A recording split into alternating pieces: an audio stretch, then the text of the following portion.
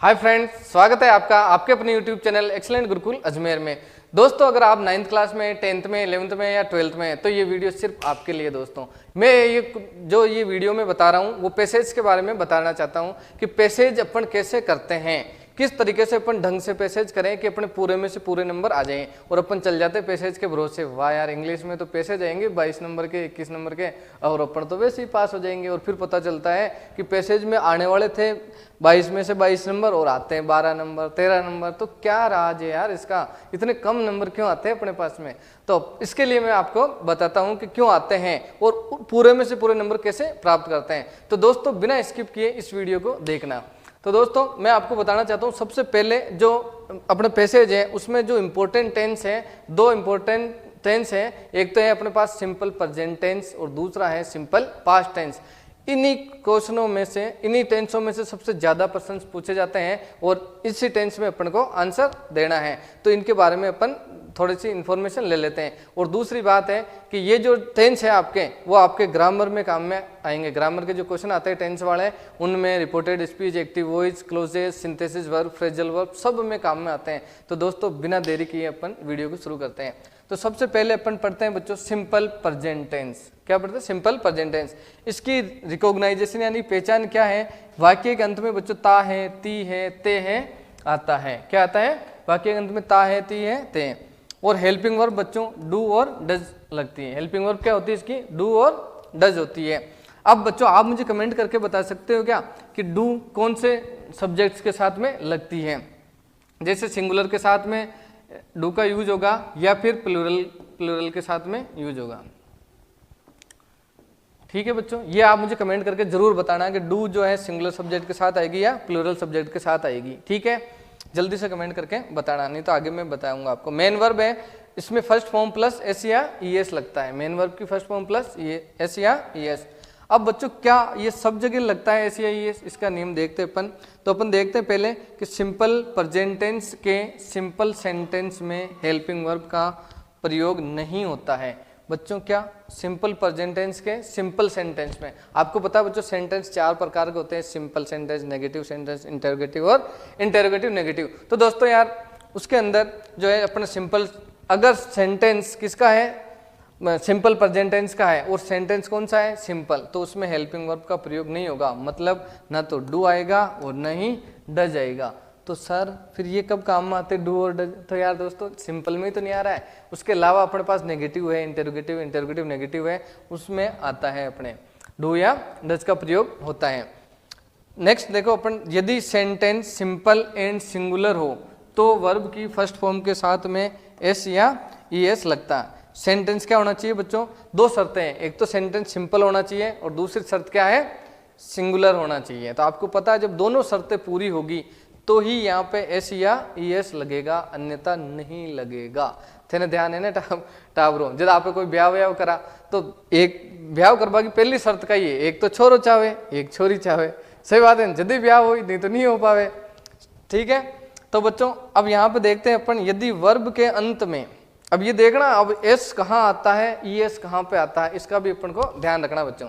तो कैसे? यदि वर्ब के अंत में सी एच, एस, ओ, जेड, एक्स इनमें से कोई सा भी वर्ड आ जाए वर्ब के अंत में, ध्यान देना, ताकि तो बेननी में दिमाग जा रही हो कि सगाई कटे हुई, ब्याह कटे हुई हो तो रही वो। ठीक है, अट्टे ध्यान दो बार। सी एच, एस, ओ, जेड, एक्स आदि हो तो वर्ब के साथ में क्या लगता है बच्चों? ई एस लगता है। क्या लगता है बच्चों?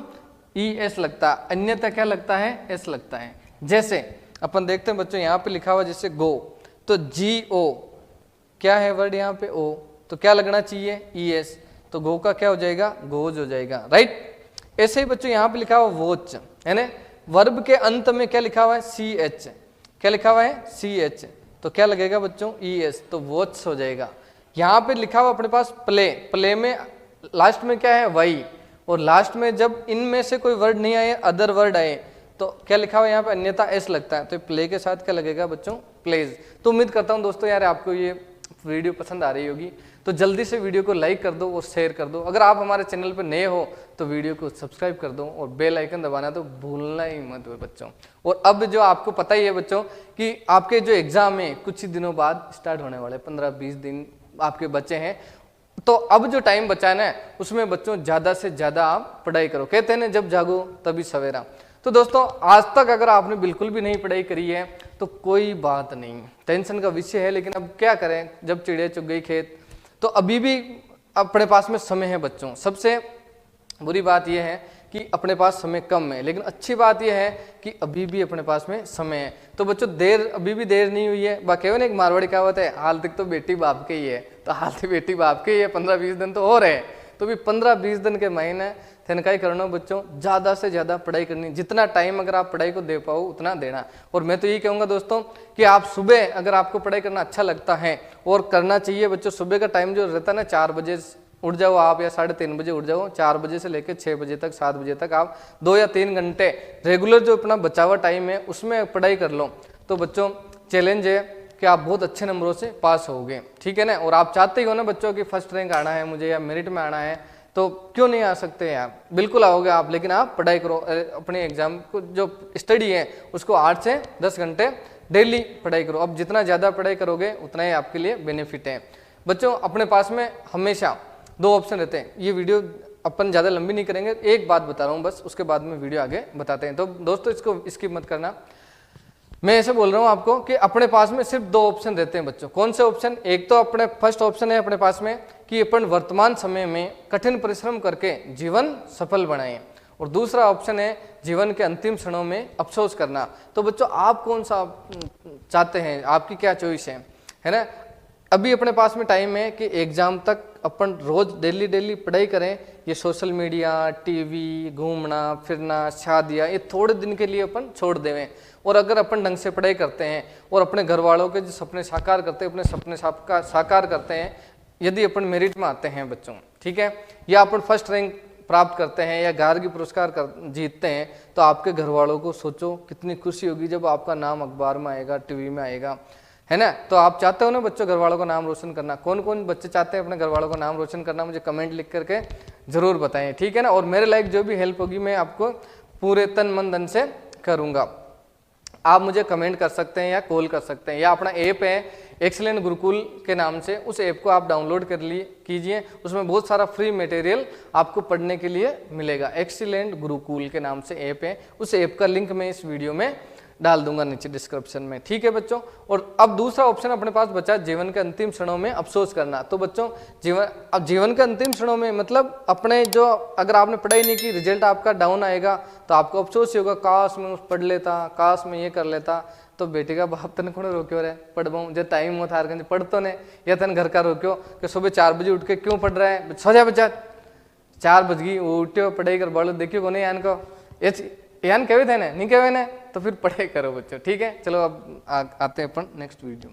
नेक्स्ट अपन देखते हैं सिंपल पास्ट टेंस। क्या है अपना? सेकंड टेंस है अपना सिंपल पास्ट टेंस। इसकी रिकॉग्नाइजेशन यानी पहचान क्या है बच्चों? वाक्य के अंत में आएगा या, ई, ए, ता था, ती थी, ते थे, इस टाइप के वाक्य लिखे हुए आएंगे। जैसे मैं कल बाजार गया, मैं बाजार गई, या हम राम आम खाता था, है ना। इस टाइप के जो वाक्य आएंगे वो कौन से होते हैं बच्चों? सिंपल पास्ट टेंस के होते हैं। इसकी हेल्पिंग वर्ब क्या होती है बच्चों? डिड होती है। क्या हेल्पिंग वर्ब होती है इसकी? डिड इसकी हेल्पिंग वर्ब होती है, राइट। अब मेन वर्ब क्या लगता है इसमें बच्चों? सेकंड फॉर्म लगती है। मेन वर्ब कौन सी है? Second form.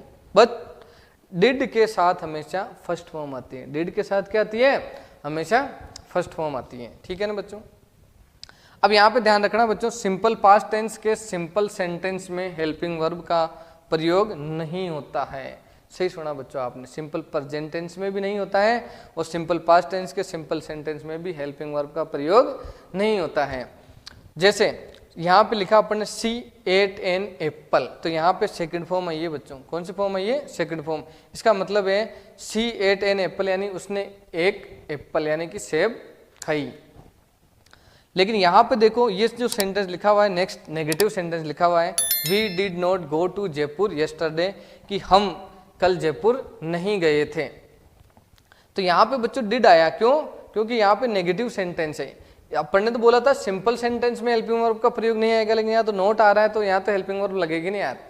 तो यहाँ पे आ जाएगा वी डिड नॉट गो। अब यहाँ पे देखो डिड के साथ में कौन सी फॉर्म आई है? फर्स्ट फॉर्म में आई है, जबकि गो की सेकंड फॉर्म क्या होती है? वेंट। लेकिन यहाँ क्या लिखा हुआ? डिड के साथ हमेशा वर्ब की फर्स्ट फॉर्म आती है। ठीक है बच्चों, तो उम्मीद करता हूँ दोस्तों आपको ये वीडियो पसंद आई होगी, आपको ये पैसेज करने में बहुत ही हेल्पफुल ये वीडियो होगी। थैंक यू, शुक्रिया, धन्यवाद।